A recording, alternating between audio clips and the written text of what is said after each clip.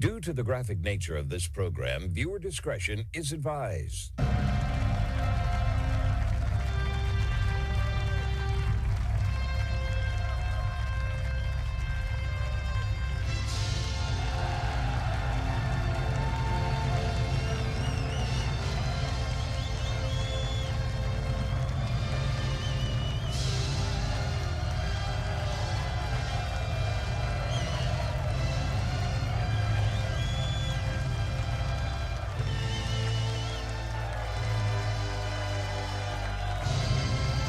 Hello, everyone. It is the Friday, April 24th, 2026 episode of The Marco Dure Show. Thank you for tuning in to hear today's groundbreaking news right here in America and across the board, where the facts are facts and hard truths thrive. Let's begin the best of radio, informative, uncensored, unapologetic, and ready to go. Folks, today is Friday, as you know, and obviously before the weekend, we have our weekly economic report we'll get into momentarily. Lots of great articles we'll discuss there, so you know what's going on around you. We got our stock market report we'll get into in just a little bit. But first, I want to talk about something that's very, very pressing, a very, very important topic that I don't ever take lightly, and neither should you. And today is the Armenian Genocide Remembrance Day here in America, from Connecticut all the way out to California. We have many different demonstrations taking place to remember what took place back in 1915 and the slaughter of 1 to 1.5 million Armenian Christians inside the Ottoman Empire. Folks, this is never talked about in history. We rarely ever hear about this. And it's something that our World War I history textbooks always seem to neglect. And never once heard about this growing up until very, very recently. And the idea that we can just neglect an entire genocide of people is really, really upsetting to me. So I want to talk about this with you so you have some idea of what took place. And I'll give you a little bit of overview about what happened. And as I always tell you, if we don't understand our history, we're always condemned to repeat it at some point later on. We cannot allow this to happen again. And that's why I talk with you about things like what takes place in Lebanon or in Gaza right now, or any of these situations we find ourselves in. We cannot allow this to happen, folks. We cannot do that. And it doesn't matter which group is doing it. What's wrong is wrong, and we can't allow these things to happen. So, the main culprit of these crimes against humanity, this war criminal named Talat Pasha. Now, his real name was Mehmed Talat, but the word Pasha is always put behind the name of a senior military commander, so sometimes you'll see his name is listed as Talat Pasha. Now, he was a military leader, he was an organizer, and he created this group called the Young Turks.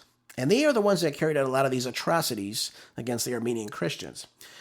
And Talat Pasha was referred to as kind of the architect behind these operations that took place, and we'll get into them momentarily. But I want you to understand something. Despite the name, the Young Turks, this was a diverse group of people, ranging from Turks to Kurds to Greeks to Jews to Arabs to Azeris to Albanians and even Armenians as well. Just keep that in mind here. Usually late teens, early 20s was the bulk of the group that were carrying out these operations. And you see the organizers, the senior leadership, tended to be in their 30s and 40s. No shock there. And I want to make a very important illustration here. Let's never forget, who did Mao Zedong use in the Red Guard? He didn't use 50s and 60-year-olds, did he? No, he used middle schoolers and college-age kids. Who did Pol Pot use? Same age group, inside Cambodia in the Khmer Rouge, which he created. You know, communism has a way of indoctrinating the youth in various countries. You know, the Young Turks are no different. We look at their inspiration, Young Italy, same group, militant group inside of Italy. You look at Germany in World War II, they had the Hitler Youth. The Soviet Union had the Young Pioneers. So, you know, it's just like a repetition of what's going on. They always seem to target the youth, the left, don't they? And why do they do that? Because they're more malleable. They're more impressionable. They don't have these world experiences. They haven't studied things as much. Therefore, they fall for everything. Some of them do, at least.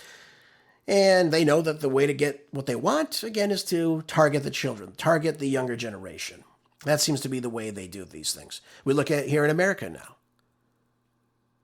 Who's walking out in school protests? It's the young kids, right? They're chanting there against ICE. They're targeting police officers. They're targeting groups of people that are opposed to their view by any means necessary. Look at sexual perversion, same thing. I mean, they do these things, they put these things on the students, they put things in a certain light for students to hear, and this is the form of indoctrination. Because if anything goes, everything's fine, and that's the way the left wants it. So they know at a young age, if they can reach these kids at a younger age, with a lot of the sexual perversion, the political viewpoints, the idea that, communism good, republicanism, constitution bad, they know they can get to them later on if they plant those seeds at an earlier age. They just know that. So that's why you see a lot of these leaders, they target the youth, and that's what Karl Marx had stated in a lot of his texts. So never forget any of that.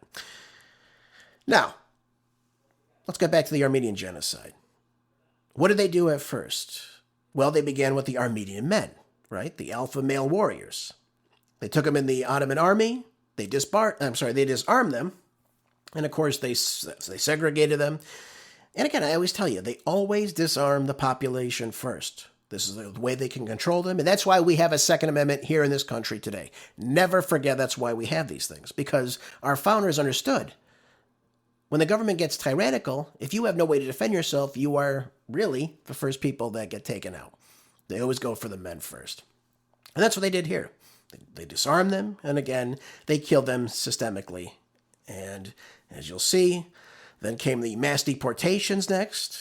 This was under the guise of security purposes, targeting the women, the remaining men, the children, the elderly, alleging them with colluding with foreign powers during the war, which again, there's no basis for that whatsoever, but it made them give cause to what they were doing. It was their green light to go ahead and commit these atrocities. Then came the death marches, ladies and gentlemen. They made them march through the Syrian desert, and again, carrying out systemic killings. There were shootings, there were starvations, there was obviously exposure to the weather, there was sexual violence against the women and children, forcing many to convert to Islam, and some were even abducted and taken by Kurdish and Turks and other households at the time. So this is what's going on, folks. And I'm not going to get graphic into all the ways that people were killed, but, there are pictures if you would like to go look at it. But this is disgraceful that this took place. Absolutely disgraceful. And the fact that we don't know about this in great detail is something that I'll never understand this. And to this day, the Turkish government denies any culpability about the grave injustice committed against the Armenians at this time. They take no accountability for it. And it makes me sick that 110, 111 years later, there is no real justice being served. Now, I want to end with Mehmed Talat Pasha and how he met his end. And again, he's one of the three Turks who were, again, called out by the Ottoman courts at the time, found guilty of war crimes, again, including the Armenian Genocide. So certainly their own government even admitted to this, even though today they tend to, obviously, turn their backs on what was taking place at the time.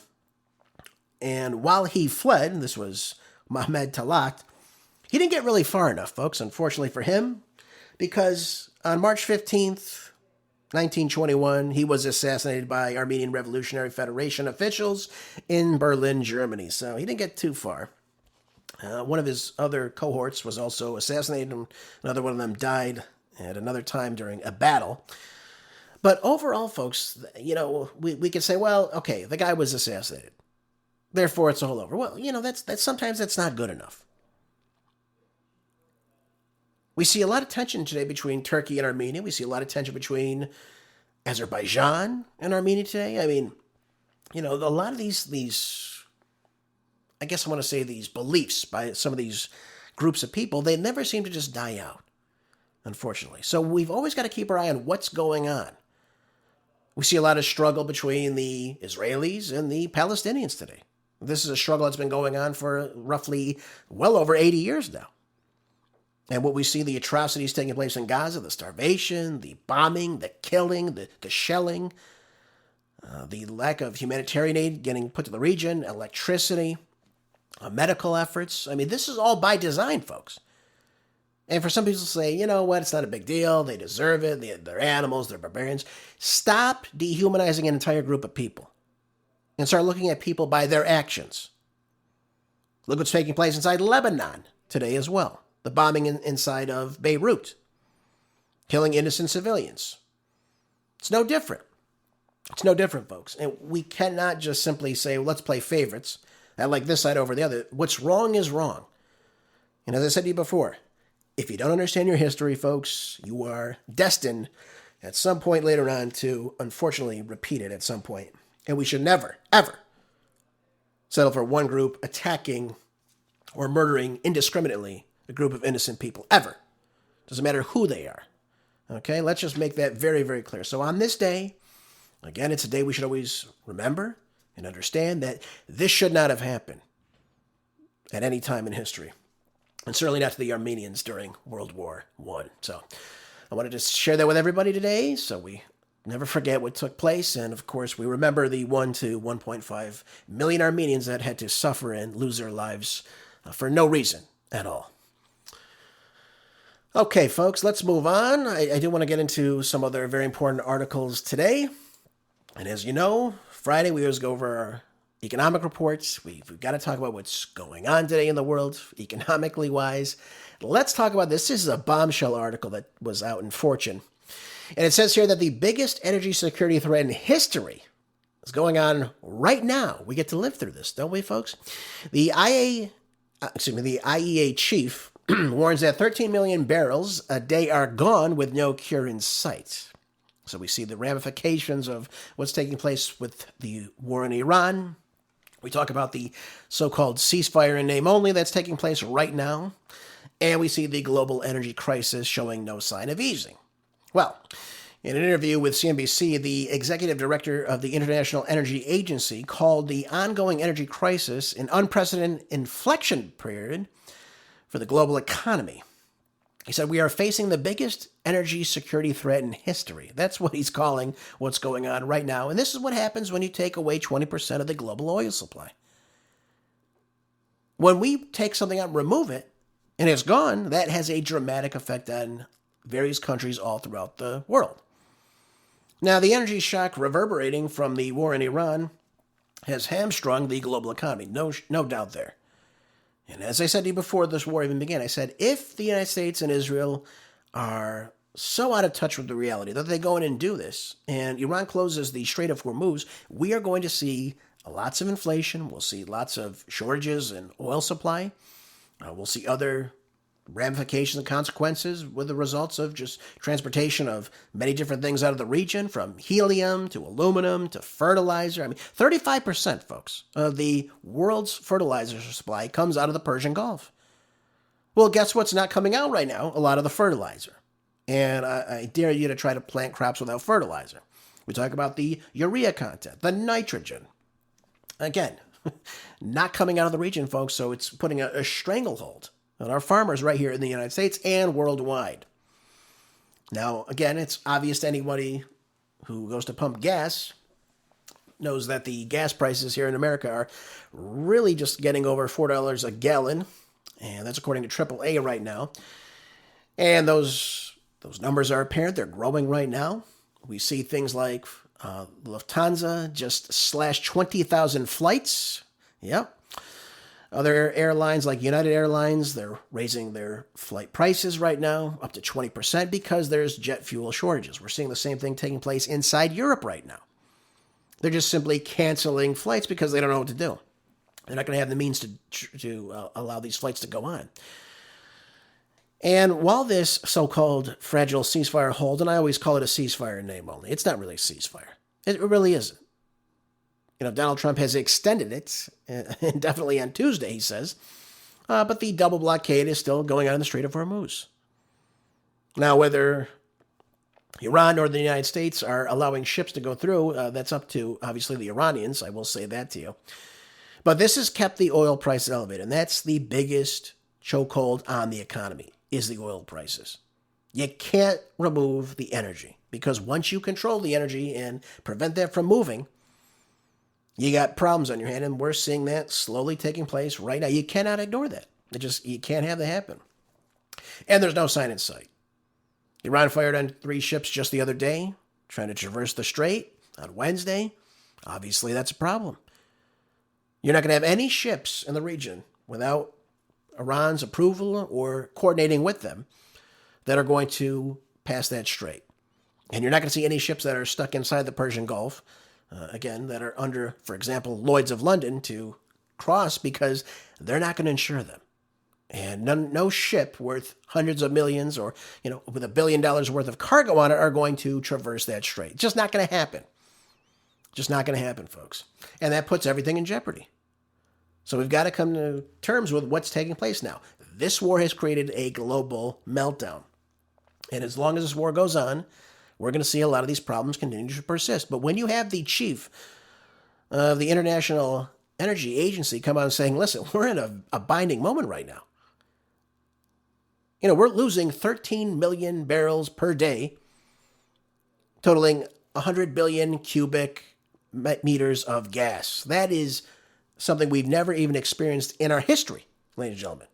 So we don't even know the extent of what's going on right now. And I can only tell you it's going to get much, much worse before it gets much, much better. Unfortunately. So again, I don't tell you these things to scare you. I just tell you these things so you can prepare for these things. Because they are going to have devastating effects on our global economy as time goes on. So never, ever forget that. And the only thing we can do is pray that this ends sooner rather than later. And by the way, since we're on the topic, I figured I'd discuss this with you next. This is out of Fox Business.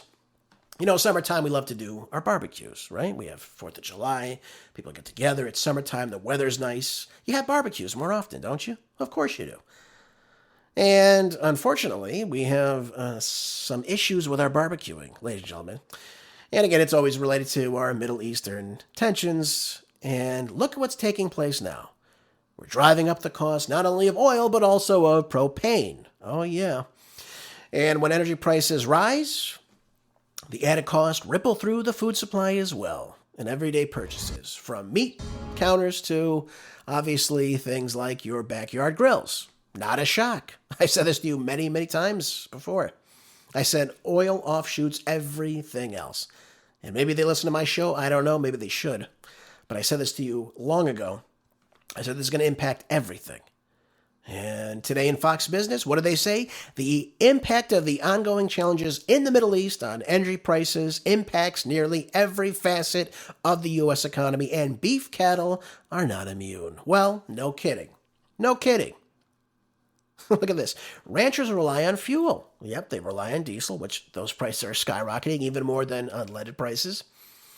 At nearly every step, from running tractors to transporting cattle, and those costs are higher. And they are often passed on to the consumers. Well, no kidding.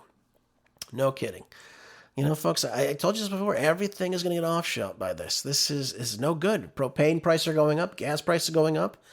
We look at the shortage of the herd sizes here in the United States. But look at this. It says U.S. propane prices say that for this type of power has nearly surged 19% since the conflict began in late February. So that propane you go get at Home Depot, that's going to be 19% more for you. How do you like that? Isn't that great? Yep, same propane, 19% higher. Now, the cattle supply remains absurdly low in this country because, whether we like it or not, we have smaller herd sizes because not only just transportation-wise, but we see that in 75 years, it hasn't been this small. Now, folks, I just want to let you know, 75 years ago, it takes us back to about 1950, and that's how large our herd size is. Our population has doubled since then. And we can look at things like drought, for example. You can look at the rising costs of just production for owning that same cattle. You have the aging ranchers and the workforce. They're getting out of the business, so we see the herds getting smaller and smaller. We had a drought in Mexico recently, so there wasn't as many livestock crossing over the border. The tight supplies are already going to be pushing the prices higher. And the Iran conflict is only adding to the pressure, folks. So I told you before, stock up on food, stock up on things right now while you can. Because right now we're looking at beef prices last March were $8.70 per pound. Now we're looking at $10.08. Just a year later, a 16% increase in those same exact beef prices. So you like your burgers, you like your steaks, right? You like your filet mignon? I would, if I were you, If you like these things, if they're a staple in your diet, I would buy them in bulk right now and just freeze them because you don't know what's going to happen a month from now, 2 months from now, 3 months from now, and into later in this year. Who knows if they're even going to be there. And you will see those prices continue to rise as time goes on. So I would get a hold of it now because at some point they're not going to be there. Just thought I'd share that with everybody that's listening. And by the way, folks, this is out of CNBC. Let's go into this. We talk about how, for example, the markets are always propped up, right? I always tell you these things. We see things that we're bullish on. We see things that people are investing in because they think it's going to be the next big thing. Well, the international equity markets are said to be priced too high right now and will fall, is what a senior leader at the Bank of England has stated. Sarah Breeden, the Deputy Governor for Financial Stability at the UK's central bank, told the BBC in a news article published Friday that the macroeconomic risks were not fully priced into these equity markets. Yeah. How many times have I been telling you we're going to have a AI bust this year? How many times have I been telling you we're going to have a building bust this year, which is going to cause many of these banks to go default? Well, I didn't just say that to tell you that, folks. I told you that because that's what's taking on. And this is what we're seeing right now. She says there's lots of risk out there, and yet asset prices are at all-time highs. So again, we see some of these stocks, they're going up, right? We just had the Dow at its highest point not too long ago at 50,000.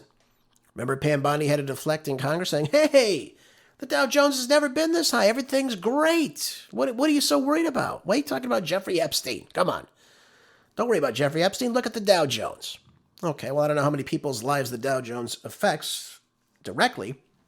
Obviously, you're involved in that market. That there should be something to say about that. But there's a lot of risk out there still. There's a lot of risk out there. And we've got to look at these things. And she says, the thing that really keeps me awake at night is the likelihood of a number of risks crystallizing at the same time. We look at major macroeconomic shock. We look at confidence in private credit goes. We look at AI and other risky valuations and what's going on there. And I said, look at AI right now.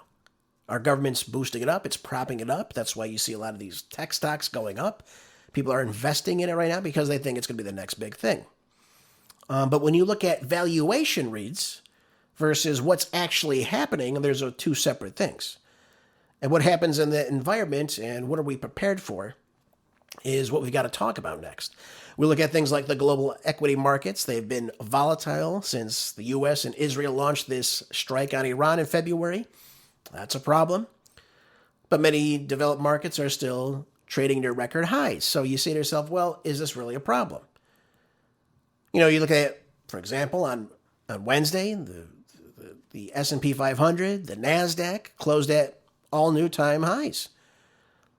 Global stocks have clawed back since the Iran war losses. Now, does that mean everything is good or you're in the green? No, it doesn't. Here's why. Let me just explain this to you.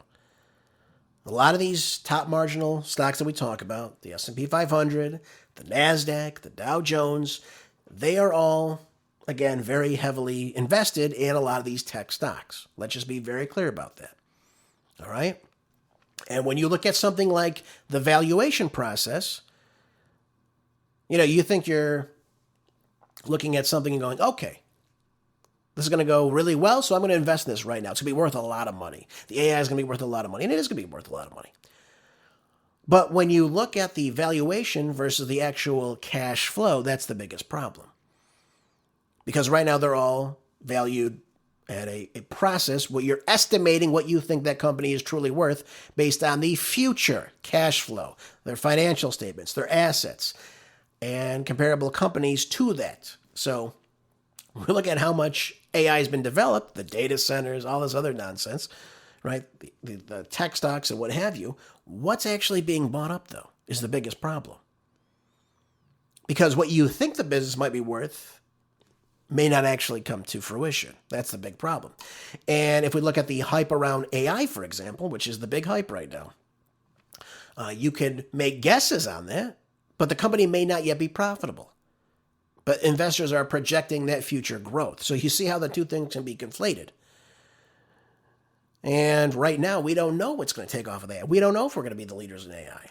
We think we are. We think we might get there. But right now, things are up in the air. So while it looks good that you invest in semiconductors and this and that, and AI and data centers and all this other stuff, you have to understand something. Unless it comes to fruition, unless that company actually makes that money, takes that money that you invest, and they put it to good use and they make a profit on it, if that doesn't happen, your stocks are in the AI bubble. And the prices may be far above the intrinsic value. That's what they're saying in this article. So, what did I tell you was going to happen this year? I said in 2026, folks, again, I tell you, I listen to the best people. I don't mean to brag, but I tell you, I listen to the best people, and they're all still saying we're in an AI bubble right now. And when that bubble bursts, everything's going to come crashing down. I know it's not popular to say. I know we want to say, look at the stock market. It's going great. Look at that. Well, yeah, it looks great on paper, doesn't it? But what's really materializing with these companies? I said the same thing to you about manufacturing. I told you the same thing about the investments Donald Trump said that were happening in the United States. The $18 to $22 trillion. I said, great. I said, that's wonderful. I said, that's fantastic. Where is the actual growth? Where is the production? Where are these companies? Where is this money being invested? Then you go look at it and you say, well, nothing's even been invested yet. It's only on paper. Oh, yeah, we're going to invest $1 trillion.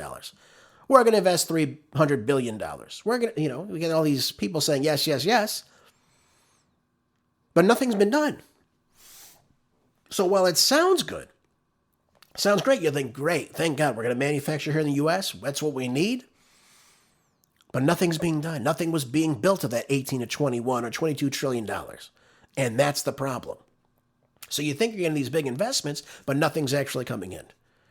So people get bullish. They get excited. They invest. They put money into some of these companies they think are going to be built up really soon, and then nothing ends up happening. And if you look at a lot of those cash flows, nothing came into the United States yet. None of that money has been invested yet into the United States. And I told you before, I said, this is something that's going to take place over many, many years. It's not going to just take place in 2025 when it was all being asserted. I said, this is something that's going to take place over decades probably of investments in the United States. Again, I'm not saying it's a bad thing, but it's not something that just takes place overnight. When you have the Prince of Saudi Arabia come in and say, well, we're going to invest $1 trillion in the United States. And everyone claps and cheers and look at that. Trump's a genius. Brilliant. Fantastic. Then you look at the GDP in Saudi Arabia, and their entire GDP is, I think, $1.24 trillion. So what do you think? If they're going to invest their entire GDP into the United States, folks? It's not going to happen. It's going to take place over time. If it even happens at all at this point.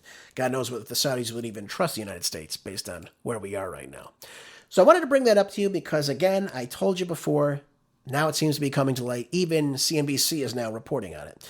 Something they didn't touch, 4, 5, 6 months ago when I was first talking about this. Now, let me say this to you.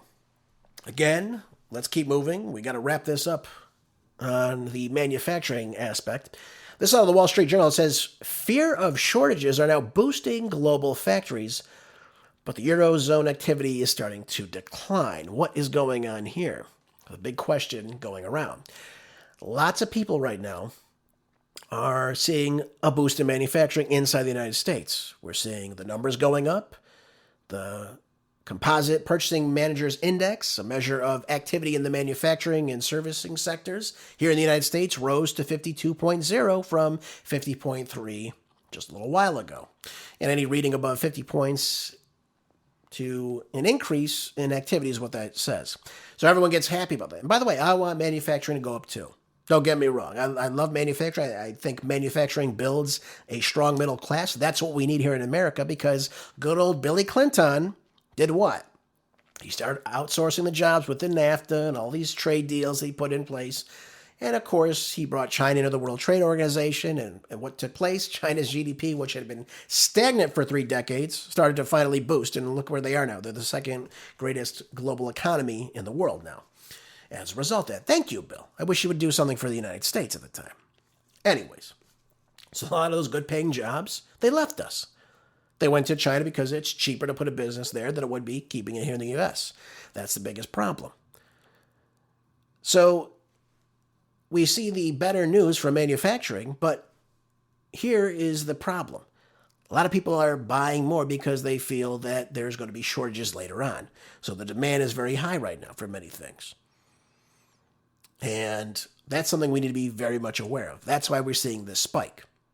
So that's why there was better news from manufacturing. But here, the expansion of the output and orders could be really traced to the building of safety stocks, for example, with survey respondents reporting panic and emergency buying ahead of the so-called price hikes, which I told you are coming soon, and supply shortage. So people right now are saying, for example, let's say you take beef, for example.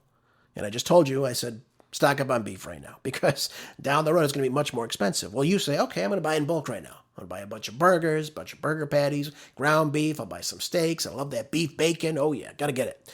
Going to get it right now. I'm going to buy it in bulk. I don't care. I'll buy $1,000 of it right now. And this company says, hey, look, we're doing great. Look at us. We're producing more. We're slaughtering more beef right now. And later on, there's a shortage of it, though. That's a big problem. So the same thing in the manufacturing sector. People are anticipating the price hikes, the supply shortages. So right now, manufacturing is growing here in the United States. But it's not because we're just bringing in more jobs or what have you. It's because people are panicking and they want to get ahead of the curve that's taking place right now. And by the way, it's no different worldwide. In Japan, manufacturers have signaled the steepest rise in output for over 12 years in April. You look at French manufacturing, also recorded a surprise revival with output rising at the fastest pace in 50 months, according to recent surveys. So the Eurozone as a whole, manufacturing activity hit a 8-month high. The UK also seeing a boost because, again, everyone's trying to get ahead of the curve. And that pickup in manufacturing helped drive the overall business activity across a lot of these economies right now that are in recessions. Just thought I'd bring that up to you.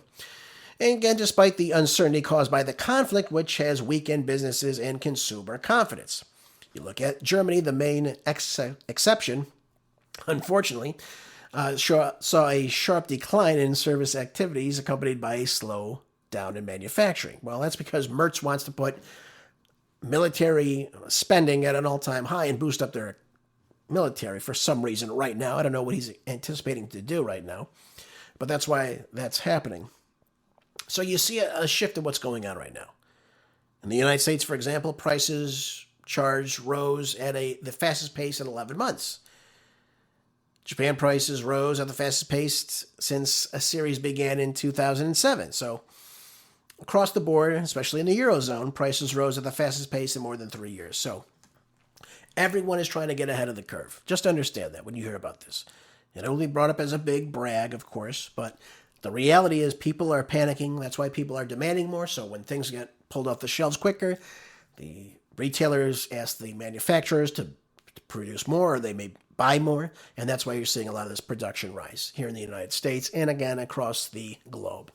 So don't get too happy yet. We're not there yet. But again, I always tell you, prepare, make sure you stock up on something, especially things you need, like medicines. And again, I always tell you, make sure you have 6 months of food on hand at a time. All right, folks, halfway through our show, let's jump into our stock market report. Let's not waste any more time.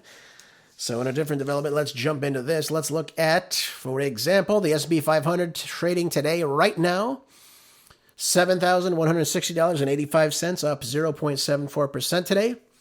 We got the NASDAQ trading at $24,818.48, and the Dow Jones is taking a little dip today. $49,197.89 today. Well, so we're seeing the S&P 500, a strong, steady upward momentum right now. The index is up for the week, continuing to push to new 52-week highs right now. And again, a lot of it's because of the tech and the large cap growth that remain the primary drivers of what's taking place right now. I told you before, we're bullish on tech, we're bullish on AI, so that's why we see a lot of these stocks going up. We look at the NASDAQ, again, leading the week with the tech strength. The NASDAQ was the best performer of the three major marginal stocks this week. AI-linked semiconductors and cloud-heavy names are, again, delivering the outsized gains right now this week. And the Dow Jones, let's see how they're doing this week. The Dow was a little bit flat down this week. dragged by the industrials and some consumer names as well. So it seemed to underperform this week. So again, you have some risk appetite elevated right now. You have some earnings seasons that are driving up some of the volatility, but the upside surprises in tech are lifting the broader markets right now. So remember, everyone investing in tech right now seems to be doing pretty well. And again, these marginal stocks are no different from that. Let's look at our just single tech stocks this week. We got Bitcoin just down a little bit today. It was down about 0.80%. And trading at $77,755.68. That's still up, though, from where it was about a month ago. We look at NVIDIA right now, up 5.17% today, trading at $209.97 a share.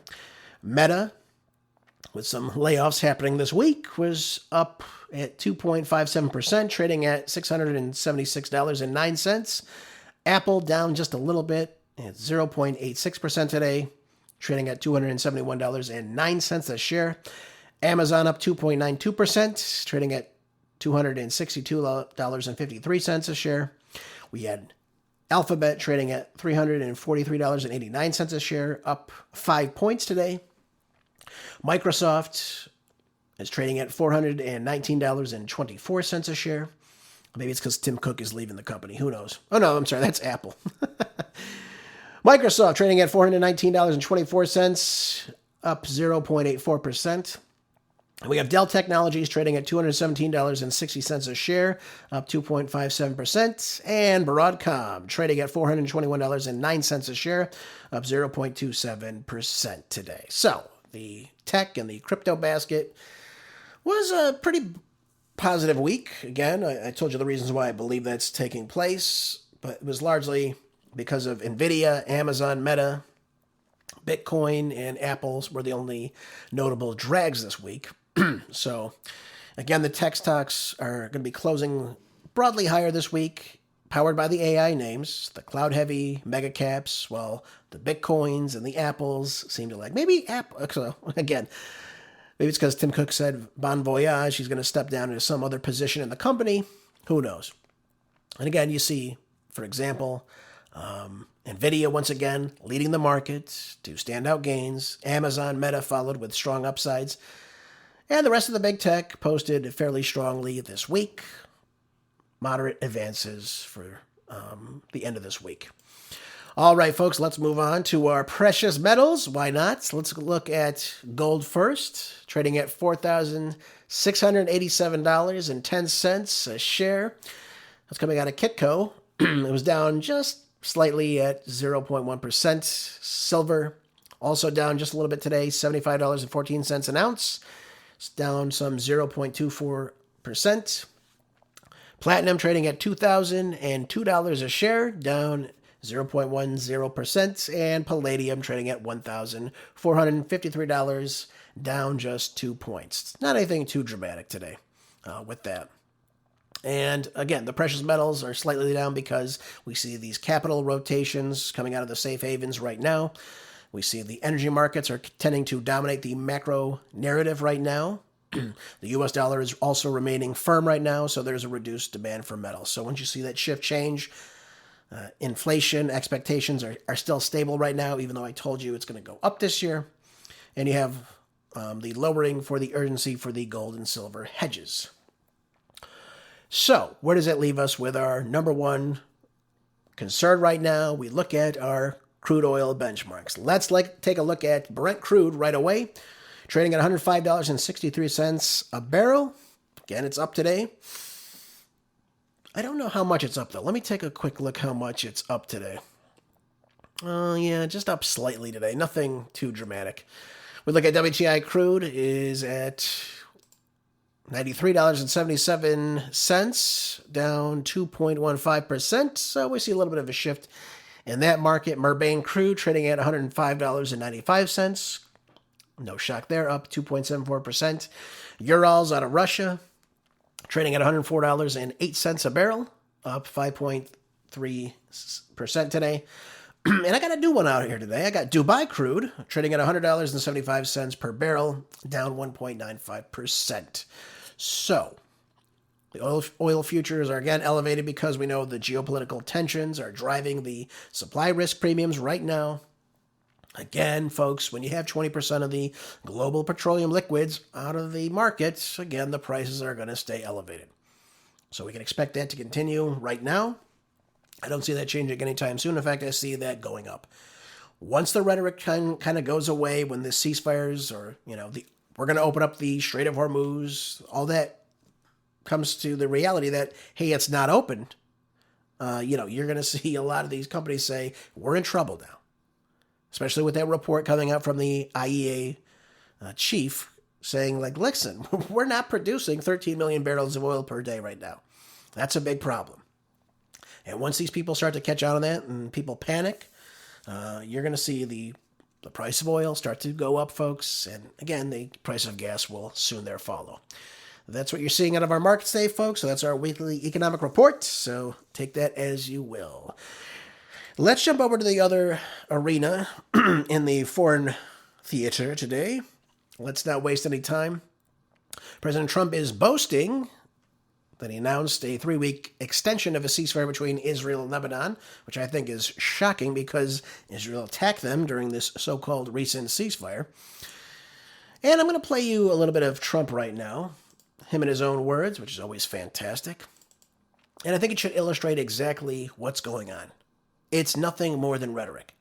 I don't think that Trump can control what Netanyahu does. I don't think he ever has been able to. I really don't believe that, and that's why I think that we need to hone in on exactly what Trump is saying on these issues right now. And again, while he can say that he's talked to them, he's trying to help Lebanon protect itself from Hezbollah, which again is ridiculous. It's very important that we understand what's going on here in this situation. I don't think there's ever going to be a lasting ceasefire. I think Israel will continue to attack. They're not going to leave southern Lebanon. It's just not going to happen. So Trump could say he had a great meeting with them, whatever, doesn't matter. But we have to come to terms with this is not ending. A ceasefire is a pause. And everything that we see right now, a ceasefire with Iran, for example, it's just simply not going to last. Everything is going to resume really soon. And the tensions are high between the U.S. and Iran, and again between Israel and Lebanon right now. So none of that is going to stop, folks, at all, anytime soon. So anyways, this was Trump speaking about the progress we've made in these meetings as of late. We had a great meeting with the very high officials of Lebanon and very high officials of Israel, and we think that the president of Lebanon and the prime minister of Israel over the next couple of weeks will be coming here. They've agreed to an additional 3 weeks of no firing, ceasefire, no more firing. Let's see. We hope that happens. It's not going to happen between them, but they do have Hezbollah to think about. And we're going to be working with Lebanon to get things straightened out in that country. I really believe it's something we can do pretty easily, just with the power of who we are, the great people, the Lebanese people. We have our. So here's the problem. Let me just explain this to you. The problem isn't with Hezbollah. Hezbollah is fighting off the IDF. Notice Trump never says a damn thing about that. Why doesn't he tell Netanyahu to get the hell out of Lebanon? Wouldn't that solve the problem? That would solve it pretty quickly. Then Hezbollah wouldn't be a factor in this. But he neglects the part that Israel invaded southern Lebanon right now. They're south of the Litani River right now. They said they're not going to leave. They're not going to let people come back to that region. So therefore, you have the presence of Hezbollah firing at the IDF, who is still very active in that region. That's the problem. They're still there. They said they're not going to remove their troops. So hearing that, when you say to yourself, well, why would Hezbollah be attacking the IDF? Well, the reason they're attacking them, folks, is because they're there. They're attacking the Lebanese. And you're getting a lot of blowback because of those actions as of late. So again, I always tell you, Trump can emphasize that Israel has a right to defend itself. How can you defend yourself when you're invading another country? How can you call it that? It doesn't make any sense. Simply doesn't make any sense. Trump also made clear that the broader regional stability would require Iran to end its support for Hezbollah. That's the whole purpose of this whole war, folks. We want regime change in the region. We don't want Iran funding Hezbollah. We don't want them funding Hamas or the Houthis in Yemen. We don't want that.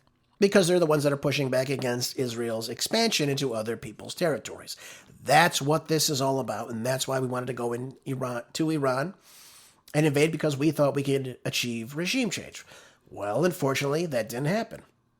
And as of late, ladies and gentlemen, with Iran, we still see lots of turmoil in that region and in that arena, and that's not slowing down at all right now. Again, I don't think it's going to, despite what Pulp Fiction Pete just recently said to Fox News, by the way, which again I thought was pretty ridiculous. He was telling the Iranians that the United States is in control. He said to the regime in Tehran, "We are in control." What is he talking about? We're in control. No, we're not. If we were in control, the Strait of Hormuz would be wide open for commercial transportation, and commerce would be wide open. We're not in control. They are the ones in control. And that's the reason why our ships are about 500 miles east in the Arabian Sea, and they're not right there at the strait allowing ships to cross over. That's why that's happening. And just to reiterate for Pulp Fiction Pete, in case he can't figure it out for some reason, the shipping specialists have said now that there's 40 ships, 40 different oil tankers that have sailed through the U.S. naval blockade since the blockade began on April 13th. So how are we saying we're in control about this? I don't understand this. I mean, the U.S. military can say it's turned around scores of ships leaving the Iranian waters, but again, we know that they've stopped a ship, but there's no sign that the blockade is stopping all the progress, and it seems like the ships that have come through just turn off their transponders and they continue on. So I don't know how we can claim that we are in control, total control, or in any type of control, because we stopped a ship going back, not coming from the Persian Gulf. Doesn't make any sense to me. And I really want to know what's going to take place when a Chinese ship tries to get through this blockade. Are we going to really stop a Chinese oil tanker and put a hole in its engine room? Board its ship with Marines? I mean, they're not talking about putting machine guns on some of these oil tankers so they can fend off the United States blockade. I mean, this is what it's coming to. And I fear that if we try to take a Chinese ship or we try to take an Indian ship, that they will, again, send warships to the region to escort them through this so-called U.S. naval blockade, which, again, I don't think is very powerful. Not because I don't think our Navy's powerful. I think we have a great Navy. I do. But we don't have the ships in the region to do this. We just simply do not have the means or the numbers to do it. I mean, what do you do when you have multiple ships leaving at one time? I mean, do you try to just surround all of them and sequester them in one place? What do you do when they don't listen to you? Do you honestly start firing on a foreign nation's ships? Folks, that is an act of war. Let's never forget that. A blockade is an act of war.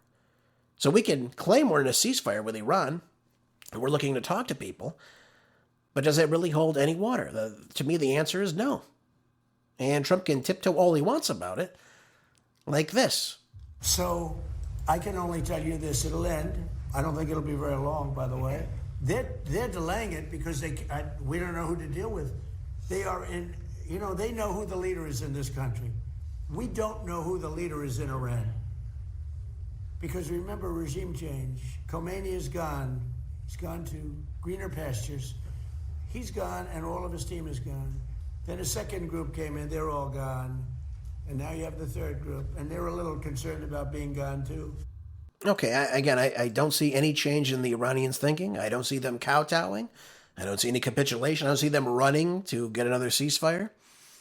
It's just not happening. They've made their demands clear. They made them very clear in the 10-point plan. If Trump wants to agree to that, it's up to him. Again, that's him and his team will make that decision if they agree to all those terms. But the Iranians said these are terms, and we will negotiate based off this. We are not going to negotiate based off your 15-point plan. They made that very clear. So will the Iranians waste their time again talking to J.D. Vance or Steve Witkoff or Jared Kushner? Only time will tell. But I don't believe that's going to be the case. I think the Iranians understand that they are the ones that are holding the cards. They are still controlling the strait. And the U.S. naval blockade is being somewhat selective about who they let through if they allow 40 ships to come through and pass through our naval blockade. Just thought I'd share that with you. Let's swing around and talk about some things happening inside the United States. I wanted to talk about this yesterday. Unfortunately, I ran out of time, so I want to talk about this today in our final moments in today's broadcast. Let me talk to you about this article out of PJ Media. Very, very important. A court now has ruled that the just passed Virginia gerrymandering is unconstitutional. What is going on here, ladies and gentlemen? What is happening? What is Abigail Spanberger going to do? A circuit court in Virginia just ruled that the newly passed but incredibly biased gerrymandering congressional map is unconstitutional. I don't think a Democrat would do that, would they, folks? Do something unconstitutional? Come on. Former Virginia Attorney General and Homeland Security official Ken Cuccinelli took to X on Wednesday evening saying that the gerrymandering map update on the referendum lawsuits just ruled the referendum was unconstitutional. The judge entered an injunction blocking certification of the election and denied a motion to stay pending appeal. The final order will be entered once drafted, and it will be immediately appealed. So what is going on? Why is this unconstitutional? That's the question we should ask ourselves. Was it ever constitutional what they were doing inside Virginia? The answer tells me no. Now, what did Ken Cuccinelli say? Well, he highlighted very important segments of the Virginia Constitution that was completely neglected when you're trying to put forth a new amendment. And this is what he said. Let's break it down. First of all, there's several different stages of which you have to go through in order to have, for example, an amendment to your Constitution. And every state's is somewhat different, but this is exactly why we can't ignore these things. So here's what he said. He said that he explained how the entire process was a sham, completely ignoring Virginia's Constitution. Spanberger ignored Article 12, I think it's Article 12, which clearly states it is required for a first passage, both chambers in the General Assembly, House of Delegates, Virginia Senate, must both vote by a simple majority to approve the amendment. Okay, fine. What follows next is another intervening election, though. So that didn't happen yet. So in other words, if they were to have this vote and then they have the referendum, they're skipping several steps here. Let me just point this out to you. So what follows next is the intervening election. So this current legislature, they obviously had the majority votes. No one's denying that. But then you have to wait until this election year. Okay? And then what needs to take place is once that new legislature is sworn in, they are now seated in both the House of Delegates and the Virginia State Senate. Then this next group coming in, this whole group doesn't matter right now, this new group coming in, they have to vote on it. Okay, so then they have to also receive a simple majority in both chambers, which again is required for the referendum to be put forth. So let's recap though. Only after both legislatures, so two different legislatures, vote in a majority from each chamber, separated by an election, can this amendment even be put forth to a vote by the voters of Virginia. So steps 2 and 3 were completely neglected by the Virginia State Legislature, which also requires the referendum to then take place at least 90 days after the second passage, which there was no second passage. Usually going to be put on a ballot initiative in November. So that's how they state this. So case in point, the General Assembly skipped 2 crucial steps necessary to make this referendum valid, which it never was. They're calling it void ab initio. So in other words, void from the beginning. So all that dark money that George Soros threw out cannot change, thank God, by the way, what we have in the federal and, of course, the state constitutions. But this is the truth of the matter. So we can't get around this. And by the way, one more thing he brought up, which was brilliant, by the way. He brings up in Article 2, Section 6, he says that requires that every congressional district shall be composed of a contiguous, and compact territory. So in other words, you can't make these really weird-shaped districts inside the state of Virginia. They have to be compact. They can't be like overlapping and what have you. And if you look at this proposed congressional map, it violates the continuity requirements that Cuccinelli has written about. So they have several different things that are unconstitutional based on the Virginia state Constitution. So it seems like this will get shot down, folks. So we probably will not see this in this upcoming election, where these districts will be both in state and in congressional seats will be completely redrawn yet. So it seems like they have a little bit further of a process to go through before they can even start beginning to implement this. President Trump actually spoke out against this right after it took place. In total Trump fashion, taking to Truth Social, saying all day long Republicans were winning. The spirit was unbelievable until the very end when, of course, there was a massive mail-in ballot drop. And he's actually not wrong about this. At the very last minute, not the last minute, but towards the very end of it, there was about 64,000 votes that dropped that were yeses. And that was the final, final end of it that kind of put them over the edge to give them, I think it was 51.3% of the vote. So it's at the very, very closing hours of the voting. And then Democrats eked out another crooked victory. 6-5 goes 10-1, and yet the presidential election in November was very, very close, almost a 50-50 split. Again, it was close. I think it was, 51-46, if I'm not mistaken, or 53-46 in the presidential election. So, again, I don't think this is going to go anywhere. And by the way, we have the Dems coming out now and saying that, these referendums now are to save democracy from the Republicans. Well, wait a minute. The following states have zero Republican representation in the U.S. House. Take a look at this. Connecticut, despite having 39% of its voters are Republicans, in 2024, have zero Republican leadership in the Congress.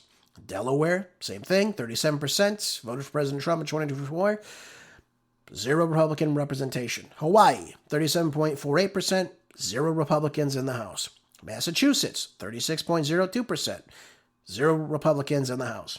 This one is a shock. New Hampshire, 47.87% vote for President Trump in 2024, zero Republicans in the House. New Mexico, 43%. Vote for President Trump in 2024, zero Republicans in the House. All their congressional seats are held by Democrats. And Rhode Island, 39% voted for President Trump, zero Republicans in the House. Yep. You can look at other examples too.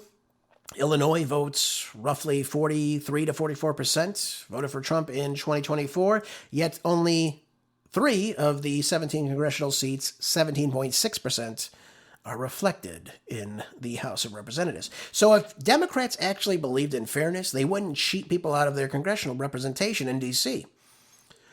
But since it's a power grab and since they claim to be saving democracy while they shred the Constitution and spit on it, we get these gerrymandered seats. In California, by the way, no different. Gavin Newsom just trying to take 5 seats away from the already very, very small 9 seats that they already had, taking it from, really, we have about 40% of the state that votes Republican, taking their representation down to 9% in the U.S. House. So there you go. They don't care. They're not interested in democracy or saving democracy or keeping democracy, or whatever they try to say about it. It's just simply not true, folks. It's just not there. They don't care about it. It's not on their minds. They don't need it. They don't want it.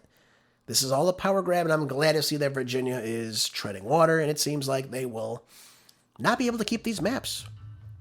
And it's not going to stand. It shouldn't stand, and hopefully it will be deemed unconstitutional, and they will have to actually do what is necessary by their Virginia Constitution. So it seems like that will get shot down. So not over yet in Virginia. Doesn't seem like they've won it. So we'll see how that ends up turning out, folks.